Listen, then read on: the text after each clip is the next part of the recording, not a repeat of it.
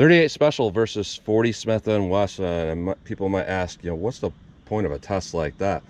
And this is kind of part of my series when cops switched from revolvers to semi-autos. And around 1990, a lot of departments switched directly from 38 Special, either revolvers chambered in .357 Magnum or 38 Special revolvers loaded with 38 Special ammo, directly to 40 Smith & Wesson. So it's a big bump up there. So today what I'm going to do is our federal punch test. And by the way, this particular round, this 40 Smith & Wesson, was provided to me by one of my Patreons, Edward B. So thank you for that. And I picked up this 38 Special to compare it to that in this type of test here. So our 40 Smith & Wesson is a 165 grains rated at 1130 feet per second. So very powerful cartridge there. Our 38 Special is a plus PE 120 grain rated at 1,000 feet per second. So pretty decent rating there. We have our 5-inch barrel M&P 2.0 40. Or could compare that to our 4-inch barrel Smith & Wesson 686, because overall we have about the same amount of barrel travel in those guns, and they're both duty size guns. So if you were actually compare like a 4-inch revolver to a 4-inch semi-auto, what you would have is a revolver would have like over an inch more barrel travel, but to keep it fair, 5-inch versus 4-inch. So we're going to go through the chronographs, see what kind of velocity and accuracy we get at the same time. Then I'm going to do my 10% clear ballistic test. I'm going to do a shot into plain clear ballistics with no denim in there or anything, just to see what our best potential is of those cartridges. And after that, I'm going to do more of my real world simulation, where I put 4 layers of denim on the front of this gel block here, and after 3 inches of clear ballistics to represent hitting a pectoral muscle. By the way, clear ballistics is about half as dense as actual tissue, so that's like 1.5 inches pectoral muscle in the real world, even though it's 3 inches. And after that, I'm going to put in a 1/4 inch medium density fiberboard to represent hitting ribs or sternum, and we'll see our best potential versus our real world simulation and see how they compare that way. And then I'm going to shoot at my steel silhouette to see what kind of practical accuracy I can get. So let's get started with this test. All right, first up we have our 38 Special rated at 1,000 feet per second. So 5 yards from the target, 4 yards from the chronograph. Let's see how close we get to 1,000 feet per second. My 4-inch barrel here, 120 grain bullet. 969. 1046. 1090. 1039. 1089. 1068. I'm going to run one more because that first one was kind of low, and that will skew my average. So let me fire one more. Looks like I already fired 6. So yeah, that's pretty good velocity except for that first one. So I would say overall our average is going to be above rated velocity, and that's pretty good. So our 40 Smith & Wesson is rated at 1130 feet per second. It's always been my experience that semi-auto cartridges are faster than rated velocity in this pistol. So let's see how close we get to 1130 feet per second with this.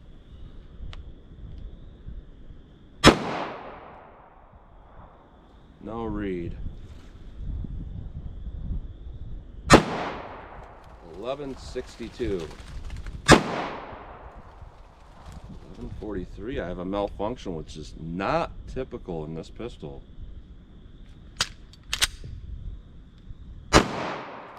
1141, 1121, 1132. So we got about rated velocity, just a hair higher. So not bad overall. So I would say overall Federal is putting out pretty good numbers for both of these rounds. So let's start our ballistics gel block and see what we get with these.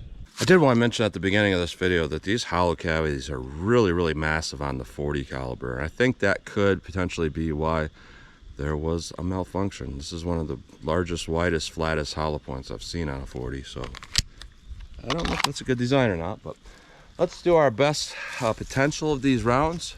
Just plain clear ballistics with both of these. Here's our 38 Special. All right. Compare that to our 40 Smith & Wesson. We'll take a look.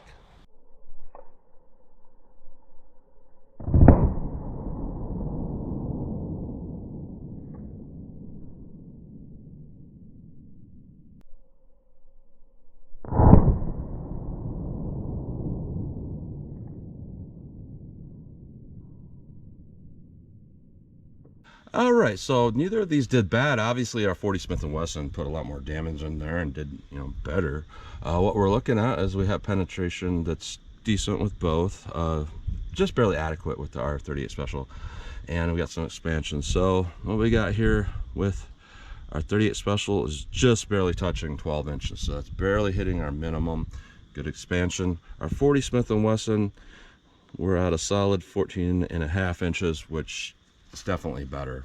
That's going to be more of penetration numbers that you want in a duty round, because 12 inches is like, they're calculating going through an arm and all that, you need at least 12 inches. So with our 40, we're seeing that in more situations that's going to work a little better. So let's put on our denim and our MDF and compare these that way and see how they compare.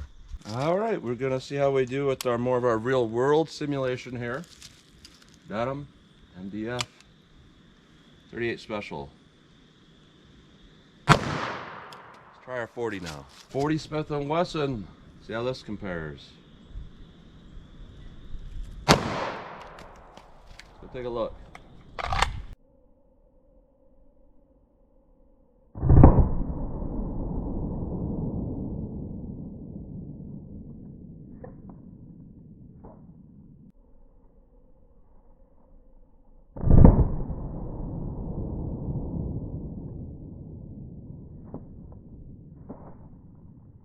All right, so surprising performance, really. This is our bottom shot with our 38 Special.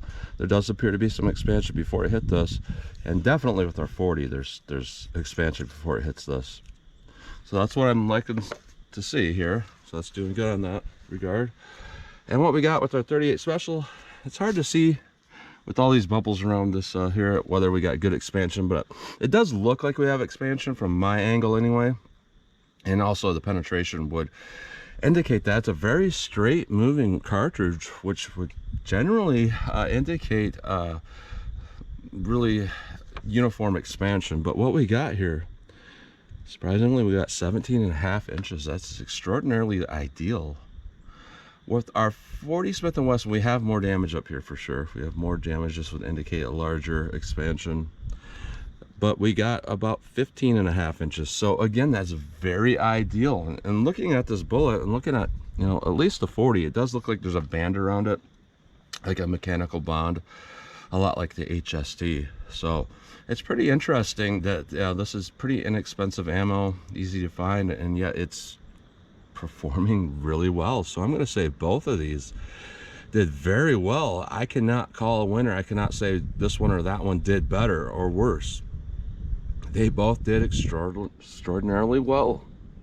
So let me shoot at my steel target and just see what kind of practical accuracy I can get with these.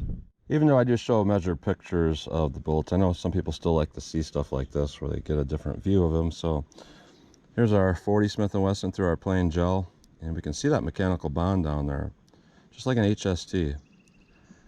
And with our 38 Special, there is a mechanical bond. It's a little bit higher up. It's kind of hard to see, but it's up there. So both of these had very ideal expansion, very consistent and uniform, very nice. These are some of the best expanding bullets I've seen, especially in 38 Special. And we don't necessarily always see this in 38 Special. Where we go through our MDF and we can see here, that does affect the expansion. That's why their 38 went so deep. That doesn't look like it's much over 30 or 40 some caliber, but we still had enough expansion to slow it down. Our 40 definitely a lot larger. That's why we didn't get as much expansion, but we can definitely see here, this is the bonding is part of the reason why they're doing so well. It's not a bonding, but it's a banding, I should say. It acts as a bonding in a sense. So overall, I'm going to say these are really good performing rounds. So just want to show those up close. All right, 25 yards from the target. What I want to do here is I want to fire 2 shots, so kind of a controlled pair. See if there's a difference in controllability for me with the 40 Smith & Wesson versus the 38 Special. A lot of people would say the 38 Special has no recoil and the 40 Smith & Wesson is super snappy. So I guess I'll start with our 38 Special. 25 yards, I'm going to see how quick I can put 2 on target. So here we go.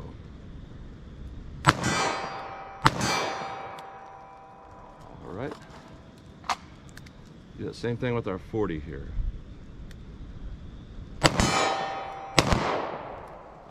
So So for me, that extra recoil push up does make a difference, because you know, I thought that I saw my sight align back on target, but doesn't look like it played out that well for me. So I'm gonna say I did a little bit better with our 38 special. So I'm gonna shoot from some distance now and just kind of see what kind of practical accuracy I can get for fun with this from a little more distance. All right, I found my 50-yard marker. I'm gonna do the same thing. See how quick I can put 2 on target from 50 yards. And I will definitely have to slow things down for this, so let's see what I can do.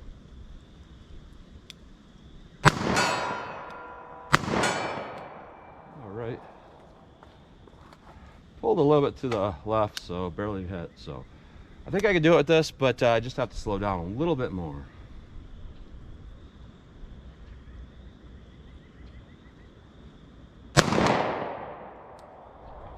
Well, it's not working out very well so far. Let me try to hit 2 on target.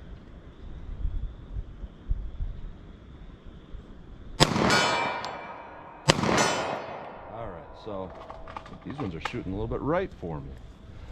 All right, now let me back to 75 yards. All right, 75 yards. I guess I'm gonna do the same thing for fun here. Got a couple more rounds in my revolver. See if I hit 2 on target as quick as I can.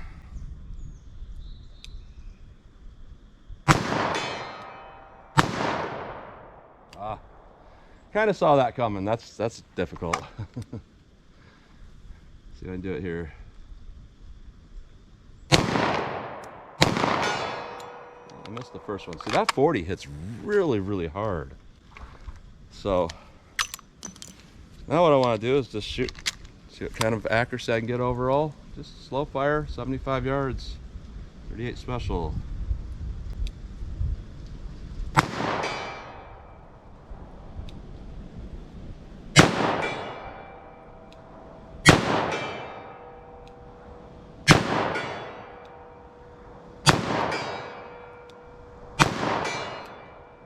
That is a very good shooting round. I don't always see that with 38 special in my 686, but that shot really nice. 40 Smith & Wesson.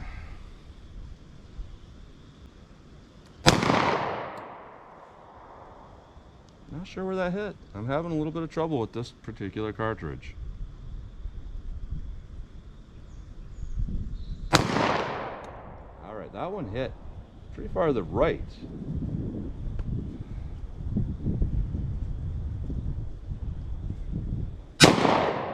Again, we're hitting right to the right.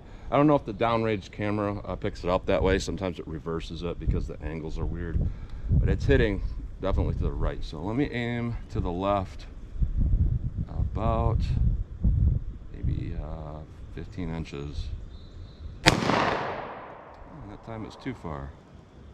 All right, that in our last round. So, you know what I'm seeing with that, it could just be me, it could just be my pistol sights, it could be a lot of things, but what I'm seeing here is that the 40, it's just not quite as accurate for me. I actually saw that at 5 yards too. I don't know if it's just me. You know, typically I don't flinch with stuff like 40. You know, I have to get up there to like 44 mag before I actually flinch. So 40 Smith & Wesson, even though it's snappy, it's not really flinch snappy.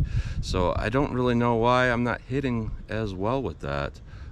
Obviously there's a lot more recoil and all of that, but still with the 38 special, you know, everything I've seen about this 38 special is pretty excellent. In fact, I'm going to say this is probably the best 4-inch barrel 38 special I've ever tested, outside of maybe like Buffalo, Born, Underwood, where they really push those energy numbers. But we were talking just like Federal, Remington, Winchester, all of that. I'm going to say the Federal punch is probably the best. In fact, I would say it's probably better than a lot of the Underwood and stuff like that, or the Buffalo bore, is because from what I can tell, it looks like a mechanically bonded bullet, so it's going to hold together very well. And you know, I'm kind of seeing that with the penetration as well, because you know, typically even hitting MDF and stuff like that, you know, our jacket would separate, but it looks to me like the, you know, it's bonded in some way. So it's doing really, really well for our 38 special. Now our 40, it's very interesting here. It had really, really good terminal ballistics. I will not put that down. It did very, very well. But the one thing I noticed right off the bat is, why is the hollow cavity so large and wide and flat? You know, typically 40 isn't quite like that. It was just kind of extra wide and extra flat and extra hollow. And when I got that malfunction, it was the nose hitting the bottom of the feed ramp. So I don't know about that design.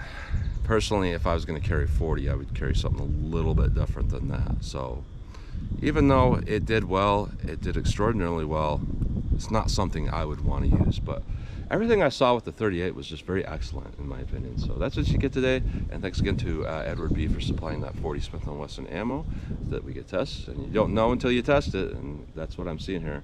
Good and bad, you know. So that's what you get today with our Federal Punch 38 Special versus 40 Smith & Wesson. And you know, when cops switched over, was that necessarily a good thing?